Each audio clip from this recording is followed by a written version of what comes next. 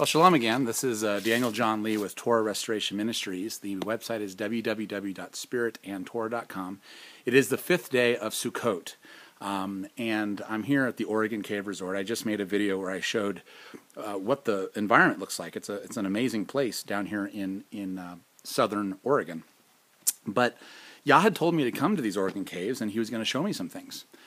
And as I'm walking through these caves with the tour guide, I see all these formations that look like menorahs. I kid you not. Now they're upside down, but there's literally 7 branches. So it was like I was seeing Yah's 7-candled stick as described in Revelation and in the Torah all over the place.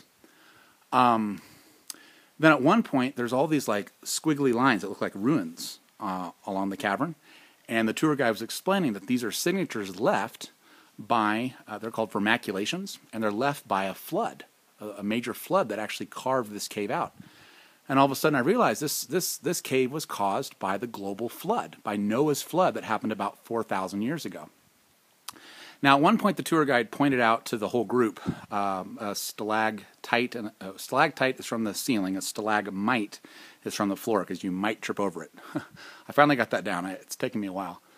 But she pointed out a stalagmite or stalactite, I can't remember, and she said it was 200,000 years old. And I said, excuse me, I'm going to have to disagree with you on that. And I explained to her about the physics law of the Roche limit, where the moon is orbiting farther from the Earth every year. And it's not at a constant rate. It actually was going faster longer ago than it is now. It's going slower now, but it moves at a fairly constant rate farther and farther from the Earth. So every year, the moon is slightly farther from the Earth. Well, you can only wind the clock back about 6,000 years before the moon is so close to the Earth that it would either literally break apart from the gravitational field of the Earth, or it'd slam into the Earth itself. So I disagreed with her, and in fact, she then showed me a stalagmite that the Oregon cave caretakers had to cut away to clear a path, and it had 4 rings, 4 concentric rings within the stalagmite. And it's the same number of rings that are in the redwood trees that are in southern Oregon and northern California. I've never been to the redwood trees. I know some friends have, but I've studied about them, and there's also 4 rings on these redwood trees from the pictures I've seen. And it dates it back to about 4,000 years ago when the flood actually occurred. So lots of evidence, and I was able to testify to that of the age of the Earth. Like I said, we went through this one chamber that was just immense. It must have been half a football field long. It was this giant cavern, something you might see that the dwarves would be living in Lord of the Rings. Immense stone, well, there was sort of delicate stone columns. I was struck by the patterns and the elegance of this cave. It was unbelievable. It was just incredible. It was like Yah's fingerprint was everywhere, all through the cave. There was one point called...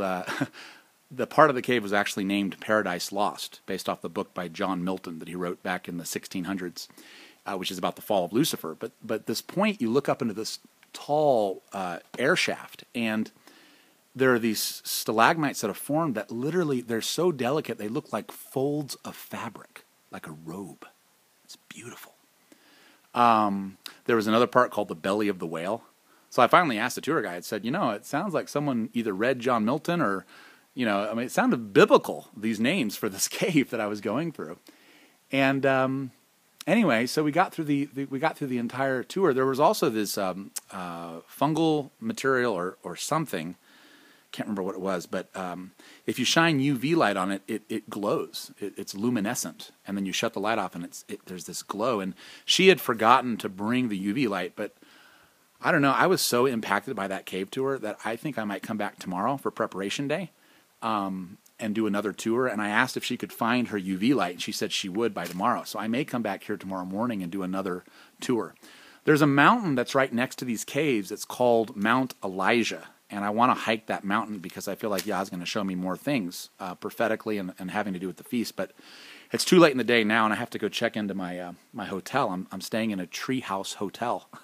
I'll show you guys when I get there. But I think there's going to be something about Mount Elijah that I'll explore tomorrow. So I think I'm definitely going to be coming back tomorrow, or maybe even later today, depending on how the time goes. But I just wanted to share that because I feel like Yah was really showing me things. And I don't think I've even fully processed everything that Yah wanted to show me through the caves. Now, it wasn't a cave that you would think of where it's like underground. It's a cave that actually goes through the side of a mountain. So you enter at the bottom of the mountain, where I showed in the earlier YouTube, and then you come out several thousand feet higher at another YouTube. And I mean, this cave tour had like a spiral staircase. I've never been in a cave with a spiral staircase before. It really impacted me. There was one part where there was this writing on the cavern walls, and at first I thought it was graffiti, and then realized